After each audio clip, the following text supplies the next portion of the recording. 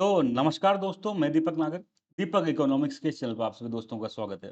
दोस्तों, इस चैनल पर मैं डेली डिस्कस करता हूँ डेली इकोनॉमी न्यूज़ और आज डेट 30 अक्टूबर 2025। दोस्तों, आज ऐसे कोई विशेष न्यूज़ इकोनॉमिक्स की न्यूज़पेपर में है नहीं, लेकिन आज मैं अपनी तरफ से एक मुद्दा आपके साथ डिस्कस करना चाहूँगा। बेसिकली मुद्दा है प्याज को लेके, ऑनियन को लेके। आप में से अगर कोई बहुत ही ज़्यादा पढ़ाई कर रहा होगा तो लेटेस्ट में सुना होगा कि प्याज किसान ने अपने प्याज को सड़क पे फेंक दिया, नदी में बहा दिया। प्याज के इतने कम दाम में है कि उसको उसका खर्चा भी नहीं निकला पाया। जितना दाम में सपोज़ करो ट्रैक्टर में या कोई उसमें ट्रक में भर के ले गया, तो ट्रांसपोर्ट का खर्चा इतना हो गया जितना उसको दाम भी नहीं मिल पाया। तो ऐसा क्यों हो रहा है? किसानों को क्या-क्या नुकसान हो रहे हैं? क्या-क्या इसके रीज़न है प्याज दाम क्रॉस करने के? इसका हम आज यहाँ पर डिटेल में डिस्कस करेंगे दोस्तों। कल जब मैं शाम को इस मुद्दे पर थोड़ा-सा मैं रिसर्च कर रहा था एक तरह से, तब मैंने देखा कि ये मुद्दा बिल्कुल न्यूज़ में नहीं है। स्पेशली हिंदी मीडिया में तो इसका कोई ज़िक्र भी तक भी नहीं था दोस्तों। कुछ आर्टिकल मुझे मिले तो जनरली वो इंग्लिश न्यूज़ के थे, लेकिन हिंदी मीडिया में से बिल्कुल गायब थे। और स्पेशली नॉर्थ इंडिया का तो मीडिया में कोई इसका ज़िक्र नहीं था। लेकिन दोस्तों, ये एक बहुत इंपॉर्टेंट बात है, किसानों को हमारा इतना लॉस हो रहा है, उसके बारे में हम यहाँ पर डिस्कस करेंगे। क्या-क्या इसके रेमेडी हो सकते हैं, उसके बारे में हम चर्चा करेंगे दोस्तों। तो अब आइए बढ़ते हैं हमारे टॉपिक की तरफ। सबसे पहले आप न्यूज़ पढ़िए। Onion prices are making farmers cry. भाई जिस ओनियन को चलो ठीक है, किचन में हाउसवाइफ को अगर रुलाए तो ठीक बात है वो प्याज काटते टाइम, लेकिन किसानों को क्यों प्याज रुला रहा है? तो उसके बारे में हम जानेंगे। देखो, why onion price are making farmers cry. भाई जो ओनियन की प्राइस है वो किसानों को क्यों रुला रही है? क्योंकि दाम ही इतने कम हो गया। दूसरी न्यूज़ पढ़िए आप। मंडी में कम कीमतें, 3 ट्रॉली प्याज नदी में फेंके। तो आदमी को जब इतना भाव ही नहीं मिल रहा कि वो मंडी में जाके बेचने से उसका ट्रांसपोर्ट खर्चा निकले, तब वो मंडी में जाके क्या करेगा? तो उससे अच्छा तो उसको क्या करो, नदी में फेंक दो। ये दूसरी न्यूज़ है।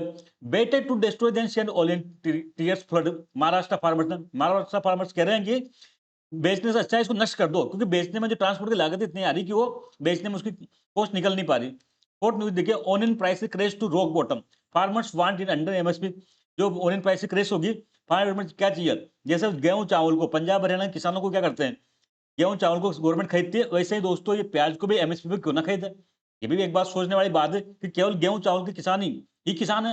प्याज उदा पैदा करने वाला महाराष्ट्र का किसान कोई किसान नहीं है क्या? तो बात तो ये विचार करने वाली बात है। तो दोस्तों, सबसे पहले तो जो न्यूज़ थी हमने देख ली, जो इस साल लगभग अभी अक्टूबर का ही महीना है दोस्तों।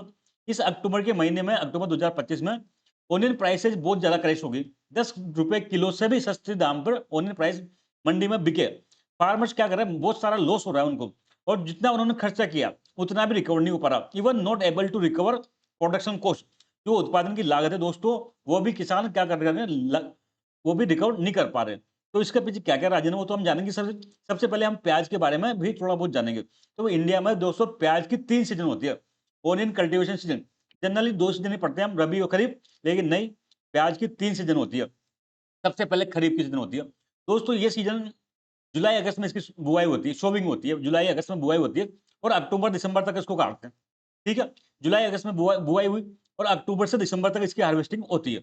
इसके बाद दोस्तों लेट खरीफ की फसल आती है, जो इसकी बेसिकली जो शोविंग होती है अक्टूबर से नवंबर के बीच में होती है, और जनवरी से मार्च के बीच में क्या होती है, इसकी हार्वेस्टिंग होती है। इसके अलावा थर्ड जो होती है दोस्तों, रबी करो होती है, रबी सीजन में। इसको दिसंबर से जनवरी के बीच में क्या करते हैं, बुआई करते हैं, और मार्च एंड अंतिम मार्च से मई महीने तक, दिसंबर जनवरी से में तो बुआई होती है और मार्च अंतिम से मई तक इसकी हार्वेस्टिंग होती है, कटाई होती है। लगभग 60% जितने प्याज होते हैं उसका दोस्तों ये 3 सीजन में से केवल रबी के सीजन में क्या होता है, 60% प्रोडक्शन होता है। 60% क्या होता है, प्रोडक्शन होता है। इट मीन्स मई में क्या होगी, सप्लाई बहुत बढ़ जाती है। मई में प्याज की सप्लाई क्या होगी, बढ़ेगी। क्यों? क्योंकि रबी के सीजन की बात है, और रबी के सीजन में कितना प्रोडक्शन होता है, लगभग टोटल ओनियन प्रोडक्शन का 60% के आसपास दोस्तों रबी के सीजन में प्रोडक्शन होता है। तो ये हमने सीजन के बारे में समझा। इसके बाद दोस्तों लीन सीजन कब होता है, तो जून से सितंबर का टाइम लीन सीजन होता है। इसको क्या होता है, लीन सीजन होता है। इस टाइम पे कोई प्रोडक्शन नहीं होता, बहुत कम सप्लाई हो जाती है। तो जनरली आप नोटिस करोगे, जून से सितंबर के बीच में प्याज की प्राइस हमेशा हाई रहते हैं, क्योंकि क्या होता है, लीन सीजन होता है। और प्याज को क्या एक और समस्या है, प्याज की देखो शेल्फ लाइफ बहुत कम होती है। इसको लंबे टाइम तक स्टोर नहीं कर सकते, नहीं तो वो खराब हो जाएगा। प्याज को किसान अगर घर में रखेगा तो महीने 2 महीने तक नहीं रख सकता है। ज्यादा टाइम तक उसको रखेगा तो उसकी क्वालिटी खत्म हो जाएगी, बाजार में भाव बहुत डाउन हो जाएंगे। ये प्याज के साथ एक बहुत बड़ी समस्या है। प्याज ही नहीं, अन्य कई सारे जो हॉर्टिकल्चर होते हैं, टमाटर हो गया और कई फसलें होगी, इनकी सबकी प्रॉब्लम एक ही है दोस्तों, इनकी शेल्फ लाइफ बहुत कम होती है। इसलिए क्या होता है, जल्दी सड़ जाते हैं, तो उनको स्टोर नहीं किया जा सकता, या ऐसा साइंटिफिक मेथड भी नहीं है हमारे किसानों के पास में कि उसको स्टोर कर सके। तो यहाँ तक बात होगी। अब अगर हम वर्ल्ड का लार्जेस्ट ओनियन प्रोड्यूसर के बारे में बात करें, तो दुनिया में देखो दोस्तों सबसे ज़्यादा प्याज पैदा होते हैं चाइना में, नंबर 1। सेकंड नंबर पे होते हैं इंडिया में। पूरे वर्ल्ड के टोटल प्रोडक्शन का 28 प्रोडक्शन कहाँ होता है? इंडिया में होता है। तो इंडिया में क्या चाइना इंडिया में कोई छोटा-मोटा प्याज का प्रोडक्शन नहीं है। इंडिया सेकंड लार्जेस्ट प्रोड्यूसर है चाइना आफ्टर चाइना। ये देखो आप वर्ल्ड्स लार्जेस्ट ओनियन प्रोड्यूसर कौन है? चाइना। सेकंड नंबर पे है इंडिया। कितना होता है? दुनिया में जितना टमाटर जितने प्याज पैदा होते हैं उसका 28% प्याज इंडिया में पैदा होते हैं। तो प्याज की इंडिया में कोई कमी नहीं है, भर-भर के प्याज पैदा हो रहा है यहाँ पर। दूसरी बात दोस्तों, प्याज केवल हम प्रोड्यूस नहीं करते, हम केवल सेकंड लार्जेस्ट प्रोड्यूसर नहीं है बल्कि हम लार्जेस्ट एक्सपोर्टर भी हैं। India is world's largest exporter of onion. पूरी दुनिया में सबसे बड़ा लार्जेस्ट एक्सपोर्टर है दोस्तों प्याज का इंडिया। कई सारे देशों में हमारा माल जाता है, स्पेशली नेबरिंग कंट्री में। सबसे ज़्यादा एक्सपोर्ट करते हैं हम बांग्लादेश को, उसके बाद करते हैं मलेशिया को, उसके बाद करते हैं यूएई को, उसके बाद श्रीलंका, नेपाल। ये 5 इंडिया की लार्जेस्ट क्या है एक्सपोर्ट डेस्टिनेशन है। Bangladesh, Malaysia, UAE, Sri Lanka, Nepal. दोस्तों मैं ये कोई मजाक के लिए नहीं पढ़ा रहा। आप मुझे क्या लग रहा हो कि बात क्या चल रही थी, क्या पढ़ा रहे हो? दोस्तों ये सब समझोगे तभी आप मैं बता पाऊंगा कि इंडिया का जो अभी बेसिकली जो प्याज के दाम क्यों घट रहे हैं। उसका रीजन दोस्तों कहीं ना कहीं इन बातों में आएगा। हमारा एक्सपोर्ट घट गया, एक्सपोर्ट घट जाएगा तो क्या होगा? डोमेस्टिक सप्लाई बढ़ जाएगी तो प्याज के दाम घटेंगे। तो ये मैं समझाने का प्रयास कर रहा हूँ। आप ये देखें कि इंडिया का जो लार्जेस्ट एक्सपोर्टर वो अनियन है। सबसे ज्यादा बांग्लादेश को एक्सपोर्ट करता है, फिर मलेशिया को करता है, फिर यूए को करता है, फिर श्रीलंका को करता है, फिर नेपाल को करता है। यहाँ तक बात ठीक है। ऐसे दोस्तों इंडिया में सबसे बड़े प्रोड्यूसिंग स्टेट कौन से हैं? तो सबसे बड़ा भारत में प्याज पैदा करने वाला स्टेट है महाराष्ट्र। महाराष्ट्र में एक जगह लासल गांव, नासिक डिस्ट्रिक्ट में लासल गांव, ये नाम याद रखना। लासल गांव दोस्तों एशिया में प्याज की सबसे बड़ी मंडी है। एशिया लार्जेस्ट ओनियन मंडी, एशिया की सबसे बड़ी प्याज मंडी कहाँ है? तो लासल गांव में दोस्तों, जो महाराष्ट्र में।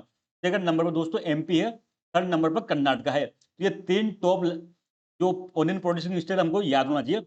नंबर 1 पर महाराष्ट्र, उसके बाद भी लासल गांव नासिक में स्थित है, एशिया की सबसे बड़ी प्याज मंडी है। दूसरे नंबर पर एमपी, थर्ड नंबर पर कर्नाटका। इसके बाद दोस्तों जो अब मेन हमारे मुद्दे की तरफ बढ़ते हैं कि ये प्याज क्राइसिस क्यों क्रैश हुई, प्याज की प्राइसेस क्रैश क्यों हुई।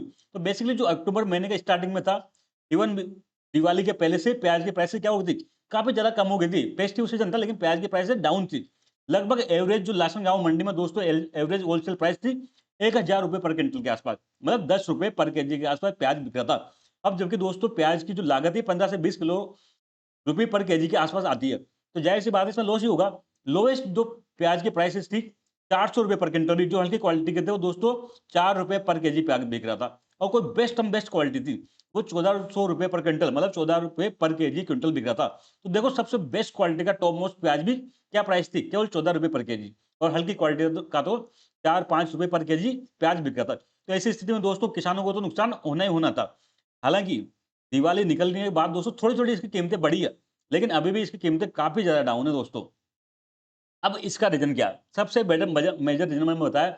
इंडिया का क्या बेसिकली जो प्याज प्रोड्यूस होता है कुछ तो भारत में इस्तेमाल होता है, बाकी जो बेसिकली हम एक्सपोर्ट करते हैं, हम कई सारे देशों को एक्सपोर्ट करते हैं। लेकिन पिछले 1-2 साल से दोस्तों ये देखने को मिलता है कि भारत का जो प्याज है वो एक्सपोर्ट कम हो रहा है। इंडिया का जो बेसिकली एक्सपोर्ट करता है ओनियन हेवीली टू किसको? बांग्लादेश को, नेपाल को, श्रीलंका को। लगभग 35% के आसपास जो हमारा ओनियन एक्सपोर्ट होता है ना, वो बांग्लादेश को होता है दोस्तों।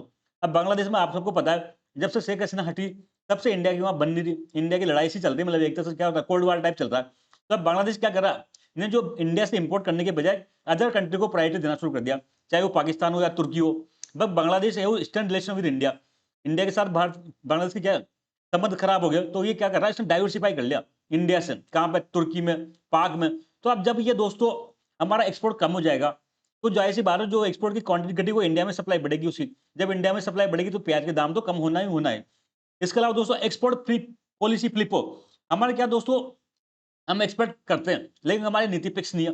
कभी हम क्या करते हैं एक्सपोर्ट पे बैन लगा देते हैं, कभी हम एक्सपोर्ट पर ड्यूटी बढ़ा देते हैं, घटा देते हैं, ऐसा करता रहते हैं। तो जो दुनिया का दूसरा देश है ना, वो दोस्तों इंडिया पे डिपेंडेंट नहीं होना चाहते। वो उनको डर लगता है कि इंडिया की पॉलिसी तो क्या चेंजेबल है। अभी तो हम इससे मंगा रहे हैं, अगले साल इसने बैन कर दिया तो ओनियन पे, तब हम क्या करेंगे? तो देखो जब भी एक्सपोर्ट होता है ना, दूसरे देश इंपोर्ट करता है, तो उसको एक भरोसा होना चाहिए कि भाई हर साल मुझे इतना माल मिलेगा ही मिलेगा। लेकिन इंडिया की पॉलिसी ओनियन एक्सपोर्ट को लेकर फ्लिप फ्लॉप है, चेंज होती रहती है। इसलिए दुनिया के देशों को क्या करते हैं? इंडिया से बचते हैं। तो ओवरऑल इन सब पॉलिसी से क्या हुआ? इंडिया का एक्सपोर्ट घटा, इंडिया का एक्सपोर्ट घट गया दोस्तों ओनियन का। जब इंडिया का एक्सपोर्ट घट जाएगा तो डोमेस्टिक सप्लाई बढ़ जाएगी, डोमेस्टिक सप्लाई बढ़ जाएगी तो जो इकोनॉमिक्स का पहले रूल है डिमांड सप्लाई का रूल, उसकी वजह से क्या होगा? दाम घट जाएंगे। तो ये मेजर रीजन है एक्सपोर्ट कम होने से इंडिया का जो प्याज के दामों में गिरावट आई। सेकंड मेजर मेजर रीजन है दोस्तों, इस साल गर्मी में बहुत ज्यादा क्रॉप प्रोडक्शन हुआ, बम्पर समर क्रॉप प्रोडक्शन। गर्मी के जो बेसिकली रबी के सीजन में क्या हुआ, बहुत ज्यादा पैदा हुआ, क्रॉप प्रोडक्शन हुआ, तो अब उसको स्टोरेज की प्रॉब्लम थी। स्टोरेज की क्या थी प्रॉब्लम थी, स्टोरेज हमारे इंडिया के पास नहीं, तो सब क्या कर रहे हैं, अभी बेचने का प्रयास कर रहे हैं। भाई मई में प्रोड्यूस हुआ, 1 2 3 महीने तक तो किसान ने क्या किया, अपने घर में रख लिया, लेकिन अब वो सड़ने लग गया, तो अब सब क्या कर रहा है, एक साथ ही सितंबर अक्टूबर में उसको बेचने बेचने लग गया, तो एक साथ सप्लाई बढ़ गई, तो उससे क्या हुआ, जो बाजार में भाव कम हो गए। इसके अलावा दोस्तों महाराष्ट्र में इस बार क्या हुआ, बरसात खूब हुई, हाई रेनिंग महाराष्ट्र डिमांड, तो इससे क्या हुआ, जो नासिक डिस्ट्रिक्ट है बेसिकली मेजरली, इसमें दोस्तों जो क्वालिटी है ना खरीफ फसल की, वो क्वालिटी डाउन होगी। क्वालिटी क्या होगी, डाउन होगी। ज्यादा फसलें, ज्यादा बारिश हुई, उससे क्या हुआ, फसल तो ड्रॉप डैमेज हुई हुई, साथ साथ उसकी क्वालिटी डैमेज होगी। क्वालिटी डैमेज होने से उसके भाव तो अपने आप ही कम होने थे, तो quality reduce, so less price, सस्ती होगी, मतलब सस्ते दाम पे वो बिकती है। तो ये दोस्तों 3 मेजर रीजन थे, एक्सपोर्ट का रीजन था, पंपर समर क्रॉप प्रोडक्शन का रीजन था, और हाई रेन का रीजन था। इन तीनों रीजन ने मिला के क्या दिया, एक जो क्रॉप, जो प्याज की प्राइस की क्रेश हुई, उस सबके लिए जिम्मेदार बने। अब इसका समाधान क्या, समाधान मेजर मैंने बताया सबसे पहले न्यूज में, किसान क्या कर रहे हैं, एमएसपी की मांग कर रहे हैं।